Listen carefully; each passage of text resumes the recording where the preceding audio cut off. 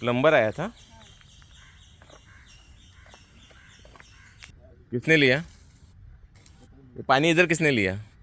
तुमको परमिशन किसने दिया पानी लेने का? किसने लिया ये पानी का? किसने लिया इधर पानी? ये किसने लगाया टाकी? हाँ,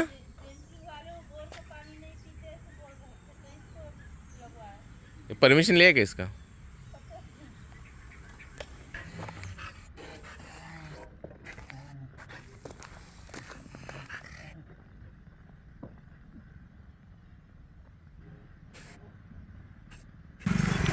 आपण बघू शकता की पालकमंत्र्यांच्या अगदी जवळच्या कॉन्ट्रॅक्टरने लाईट तर चोरून घेतलेलीच आहे, पण या पद्धतीनं रस्ता खोदून पाईपलाईनमधून अशा पद्धतीनं पाणीसुद्धा चोरून घेतलेलं आहे.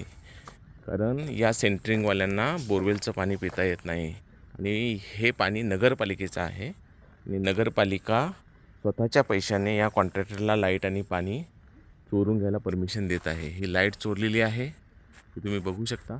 आणि MSCBला तक्रार केल्यानंतर MSCB आणि नगरपालिका यांच्यावर कोणतीही कारवाई करत नाही. एवढ्या गेंड्याच्या कातडीचे झालेले आहेत. जर तुमच्या घरामध्ये थोडा जरी तुम्ही काय बदल केलात तर तुमच्यावर अगदी आक्रमण करायला येणारे लोक खुलेआम चोरी करणाऱ्या या कॉन्ट्रॅक्टरला काही करत नाहीत. हा एकमेव दुर्दैवाचा भाग आहे. वंदे मातरम.